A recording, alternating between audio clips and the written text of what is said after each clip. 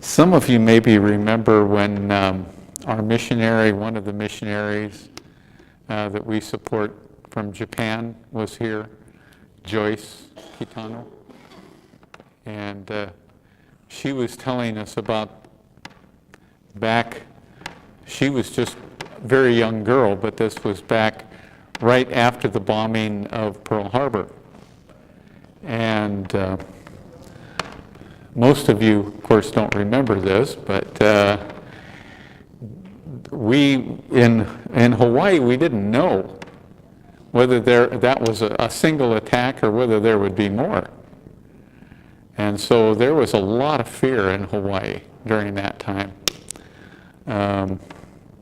Some of you can ask your parents. But she lived on the Big Island, and what they did, I mean, this was the law at that time, is that they blacked out all their windows. They painted their windows so no light could get out. And then they made a law, nobody could use light at night. And this was the story that she was telling from her little girl days over on the Big Island, was that they, on that side of the Big Island, there was, of course, it was dark, dark. No street lights, no nothing. It was dark. But their family started watching this. There was a glow that was coming from one section, and they didn't know what it was. They didn't know if it was some kind of a code to try to let the airplanes know where to go or what it was. So everybody was watching, and of course it got around. Everybody was talking. You see it right over there, out there, you know. And so some of you maybe remember the story, but they everybody on that side of the island was talking about this glow that would come out. So they decided that they had better find out, because if it was some kind of a signal, they wanted to know. So a bunch of them got together in the dark and headed toward that glow. And when they got there, there was a little old Filipino man smoking a cigar. But I was thinking of that, you know, when all the lights are on, that's what she was talking about, the city that's set on a hill. You don't hide it. Everybody can see it because there's so many lights, right? I thought that was beautiful. Okay, I want to talk about this because I feel like any of you that watch the news, we are being bombarded right now. And I always feel like when we get so much input that's wrong, I have to set it straight with the Bible. So that's what I'm going to do tonight. We're going to start with Isaiah chapter 6. And I'm sure most of you are familiar with this passage, because this is the prophet Isaiah. And this is what happens in chapter 6. In the year that King Uzziah died, now that's Isaiah, saw the Lord seated on a throne, high, exalted, and the train of his robe. It isn't a real good translation, but if you can understand what he's saying, the train of God's presence, the glow of his presence, filled the temple. And it goes on. I'm going to skip and go down to verse 4. The sound of their voices, the doorposts and thresholds shook, and the temple was filled with smoke. This is a picture of heaven, what's going on. And this is Isaiah again. He says, "Woe to me! I cried, I am ruined, for I am a man of unclean lips, and I live among a people of unclean lips. And my eyes have seen the King, the Lord Almighty." If you can get this picture, this is Isaiah. Now he's not a sinner. He's a prophet, but this is what he says. Seeing God, seeing who God is, understanding God and his fullness made him feel like he was just, he says, undone. And he says, one of the seraphs, that's one of the angels, flew to me with a live coal in his hand, which he had taken with tongs from the altar. This is the altar that's in this temple that's in heaven, and there's these glowing coals. And this is what he is describing happened, that one of these angels flew over to where there are these live coals, picked it up with tongs. This is an angel. Would it have hurt him to hold on to it with his hand? Probably not, but it gives us an idea. This was this coal of fire was hot. He brings it over to Isaiah, and with it he touched, this is verse 7, touched my mouth and said, "See, this has touched your lips. Your guilt is taken away, and your sin is atoned for." And I heard a voice. I heard the voice of the Lord saying, "Whom shall I send, and who will go for us?" And I'm not going to be able to do the whole story here, but I do want for you to understand, we want to know who God is. We study the Bible to find out who God is, what he's like, what his personality is. We want to know more about God. And what I want to share is this. It's real easy for us. There's one whole passage, one whole thing that talks about when we discover God, it very easily can go to our head and we can get proud. I know more about God than you know. I know more facts. I know more of his strategies. I know more of his character, of his behavior than you do. And what does it do? It gives us pride.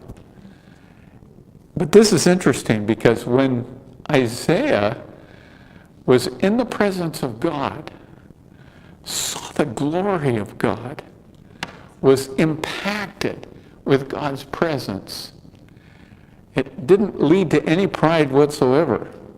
You see this?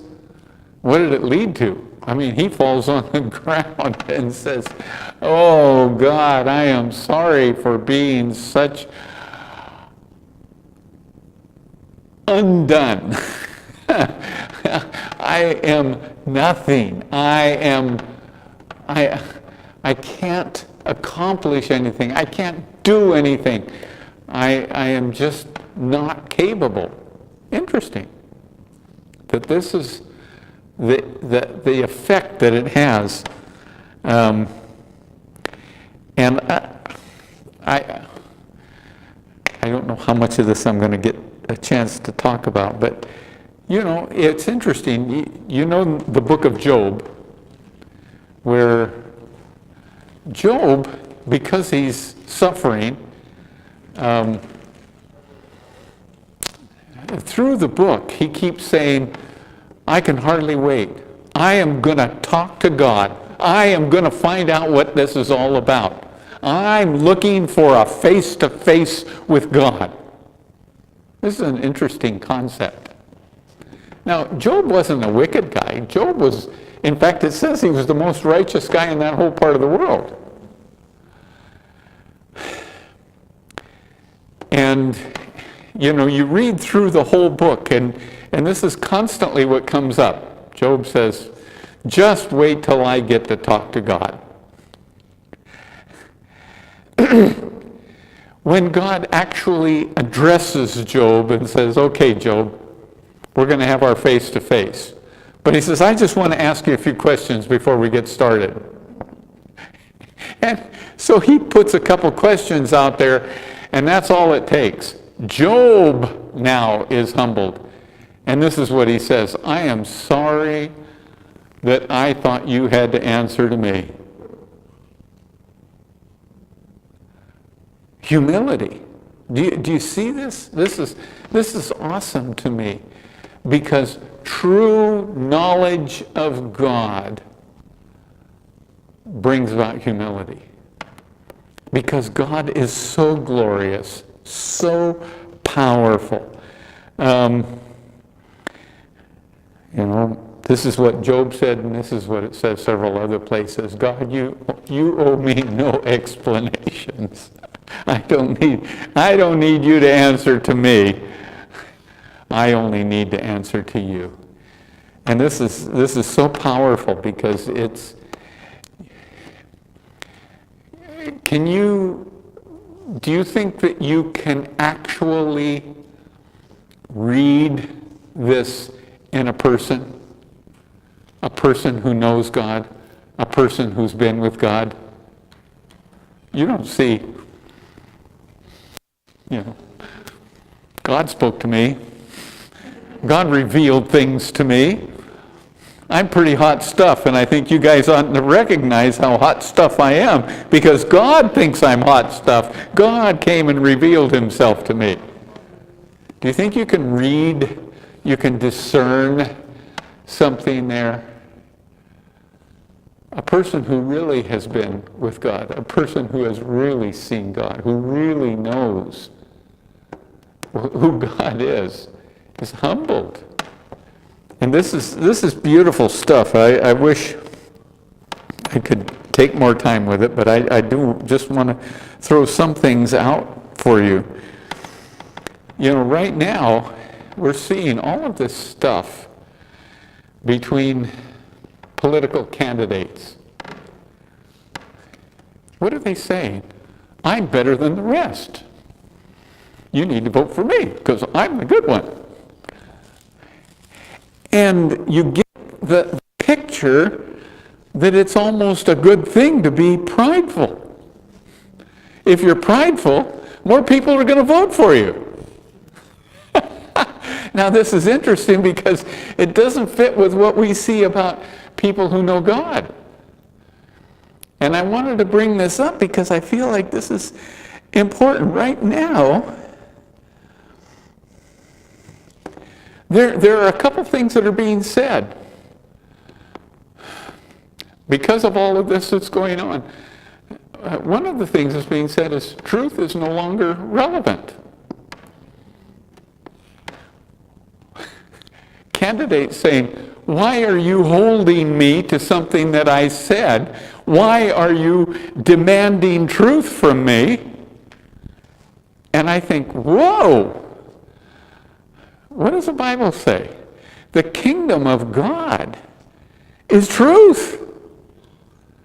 We cannot diminish truth and then say it's okay. It's not. It's not. It's not. But the other thing is, well, divorce is not a topic anymore among politicians. What? You know, I throw these things out for you to understand. People who know God are able to discern, wait a minute, there's something wrong with this picture. Do you hear what I'm saying? I mean, I'm not trying to politicize this. I just think it's important for us to understand that the Bible has some very specific things to say. God is, he has revealed himself. And it isn't a matter of theology. It's a matter of worship. Do you understand that? The more we know about God, the more we worship him. It doesn't become, a heady thing. Well, now I have several degrees. Nothing wrong with degrees. Please don't misunderstand what I'm saying. But what is it saying? When you know God, it affects your heart. And, we have for years said this in our, whatever you call it, our Pledge of Allegiance. One nation under God. But now we are losing that understanding that is important. That under God is important.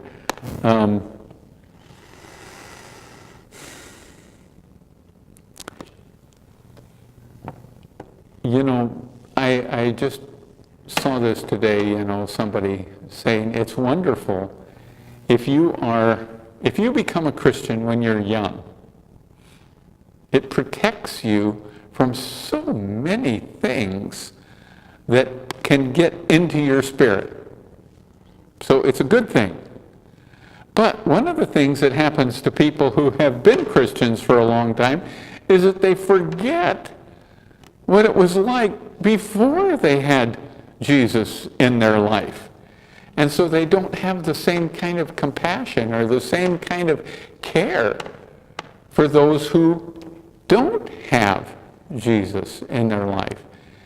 And right now, this is an important issue, is that we are aware of what it is to be without hope. I talked about this, I don't know, it was last week or a couple of weeks ago anyway. What it is to be with no hope. It's painful not to have hope in your life.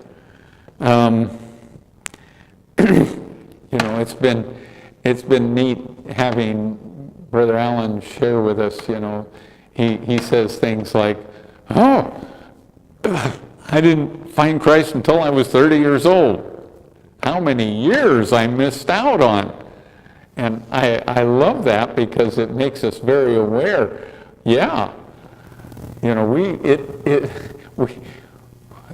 were a lot of years that we missed out on that we could have had God in our lives. We could have had more miracles taking place. We could have had more stories to tell. We could have known the Bible better if we'd have had more years. I love the fact, that Lon and a bunch of the brothers are out on the street, on Front Street tonight, and they are actually confronting people, saying, do you know that there is a better life? And I feel like, wow, that needs to be heard more in our generation, in our life, in what's going on in our society right now. There is a better life. You don't have to put up with just what you have. There is something much more.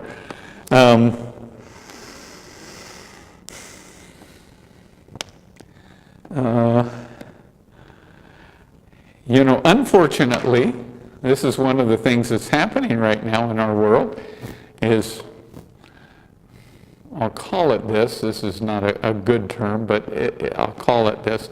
It's a do-it-yourself righteousness. I'm going to get my life under control. I'm going to get my discipline out, and I'm going to make sure that I am righteous. Well, most of you, if you have tried, like I have, this do-it-yourself righteousness, have found out that you don't have that much control over your own self. I think it was last Sunday morning, I was talking about the fact that, I am a sad disappointment to myself. I don't like the fact that I can't be better, and I've tried hard. In fact, I tell people that I'm a reformed what were the guys, the religious leader, Pharisee. I am a reformed Pharisee because for many years I was telling other people that they weren't good enough. And I figured out, wow, if they don't have much hope, I don't have much hope. Then I became a lot more merciful because I need mercy. But I did want for us to understand, as we get to know God, you can know whether you are knowing Him from a place of pride or an intellectual understanding of God, or whether you are knowing Him from a place of your heart, of worship, of admiration, of falling at His feet.